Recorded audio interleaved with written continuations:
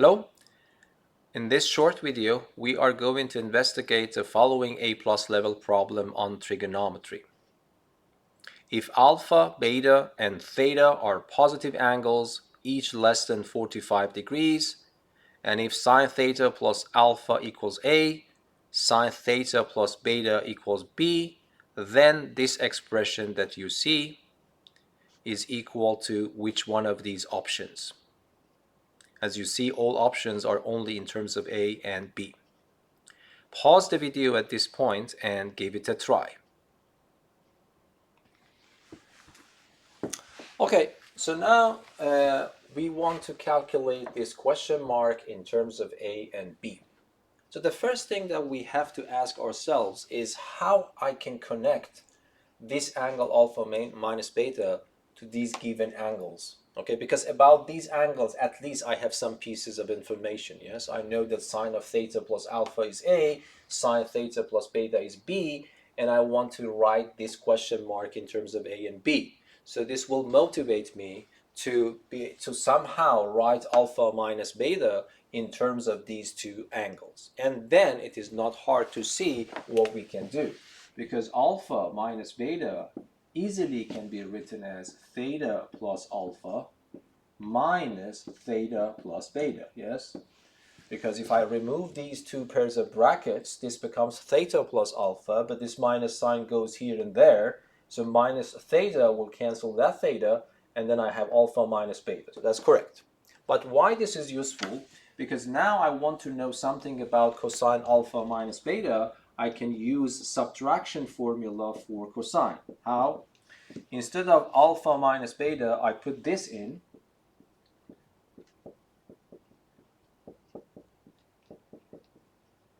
Yes. And now, for example, I give the role of u to this angle and give the role of v to this angle. Then what I will have cosine of u minus v, which is the subtraction formula for cosine that we have studied in the lesson. So this becomes cosine of the first angle multiplied by cosine of the second angle plus sine of the first angle multiplied by sine of the second angle. So this is the famous formula, subtraction formula for cosine, so I use it here. So what happens here? This becomes cosine of the first angle, theta plus alpha, multiplied by cosine of the second angle, theta plus beta, plus the product of sines, sine of theta plus alpha, and then I have sine theta plus beta, yes? Okay, so I do not have any problems with these two because they are given to me. One of them is A, one of them is B. So this one is A, and this one is B, so that's good. But what about cosine of theta plus alpha? That is also simple, because if you know sine of an angle, using the famous trigonometric identity that sine of an angle squared plus cosine of the same angle squared is 1, you can always find the cosine of that angle. So let me do it once for one of them. So I can write sine of theta plus alpha squared plus cosine of theta plus alpha squared equals to 1.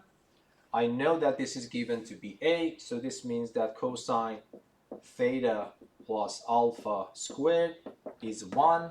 I move this to the other side, so it becomes minus this expression to power 2, which becomes minus a squared. And then I am looking for cosine theta plus alpha, so I will take square roots from both sides. But in principle, I have to put plus or minus the square root of 1 minus a squared. But if you remember, it was mentioned in the problem that these angles are all positive, alpha, beta, and gamma are all positive, and they are between 0 and 45 degrees. I mean, they are maximally 45. Okay, so if alpha is maximally 45, theta is maximally 45, it means the sum of these two is maximally 90 degrees. On the other hand, it is mentioned in the problem that these angles are positive, so it is guaranteed that alpha plus theta is in the first quadrant. And in the first quadrant, cosine cannot be negative. So let me clean this negative sign. Similarly, you can write the same identity, similar identity for the other angle theta plus beta, and then you will get this expression. So that cosine of theta plus beta is just simply 1 minus b squared. Okay, so at least I was able to write cosine alpha minus beta only in terms of a and b. How? So remember, this expression is this expression is this, and these are just a and b. So let me write it down here for you. So cosine alpha minus beta can be written as a square root of 1 minus a squared multiplied square root of 1 minus b squared, and then I have plus ab. Okay, if you want to, I can multiply, I can write 1 square root and then multiply these expressions, so it becomes 1 minus a squared 1 minus b squared, and then plus ab. I succeeded to write cosine of alpha minus beta in terms of a and b. So that is a good progress. But what about this one? This one should also be written in that form. But this is cosine of the double of alpha minus beta. But I already know how to do that because we have a formula that cosine of 2 nu is equal to 2 cosine squared nu minus 1. This is one of the double angle formulas for cosine. So now if I replace nu with alpha minus beta, then this will read cosine 2 alpha minus beta equals to 2 cosine alpha minus beta squared, and then I have minus 1. Okay, so now let me have my stick here. What I will do, this is my original question mark, is equal to cosine 2 alpha minus beta can be written like this, but be careful, cosine alpha minus beta itself is this expression. So I write 2, and I write this expression to power 2.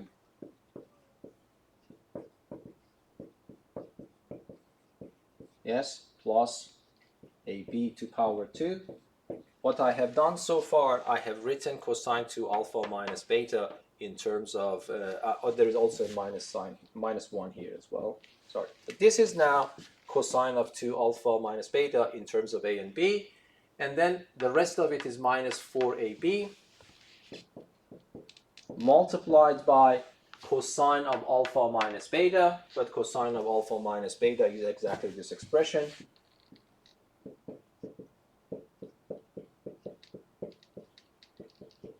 And that's it. In principle, we are done because we see that this expression, this question mark, is expressed only in terms of a and b. So this is it, definitely. But this is not one of the options in this form, so this means that we just need to simplify this expression. So how should I do that? So I will have a 2 here. Patiently, we do this. This is a squaring pattern. The first one squared, which will give me this expression, plus 2 times the first one times the second one. So I will write it in this form. And then plus the second one to power 2, which becomes a squared b squared. And then after that, I close a pair of brackets. There is a 2 outside, remember that. But I have a minus 1. And then I will multiply minus 4ab in. So what happens, it becomes minus 4ab square root of 1 minus a squared 1 minus b squared, and then 4ab with minus sign multiplied here, so it becomes minus 4a squared b squared. Let us simplify one more step.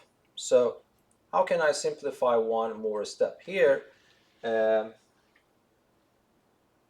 sorry, I forgot to put the square root sign here, because look, the first one squared, the square root sign is removed. 2 times the first one times the second one. It has this square root, and then the second one squared. Now everything is right. But be careful, if I open it up, then it becomes 1 times 1, 1 times minus b squared, 1 times minus a squared times 1, and then plus a squared b squared. Okay? Okay, so now what happens now, I will multiply these 2 inside. So this becomes 2 minus 2b squared minus 2a squared, but plus 2a squared b squared, Another 2a squared b squared comes from there. So in principle, I will have 4a squared b squared. And then 2 times the middle term becomes 4ab square root of 1 minus a squared, 1 minus b squared. Okay, so I am done. But then I copy and paste the rest. So it becomes minus 1 minus 4ab square root of 1 minus a squared, 1 minus b squared. And then I have minus 4a squared b squared. Okay? Now let us see what's happening. So this positive 4a squared b squared and this negative 1 are gone. And then this 4ab square root of 1 minus a squared, 1 minus b squared, and that 1 are gone. And then 2 minus 1 is just simply 1. And then minus 2a squared minus 2b squared. And this is the simplest version of the question mark that we can write. Okay, so which answer is correct? So if we go here, the answer 1 minus 2a squared minus 2b squared, which is option B, is indeed correct. Okay, so I hope that this video was useful for you. Until the next video, be safe and goodbye. Thank you.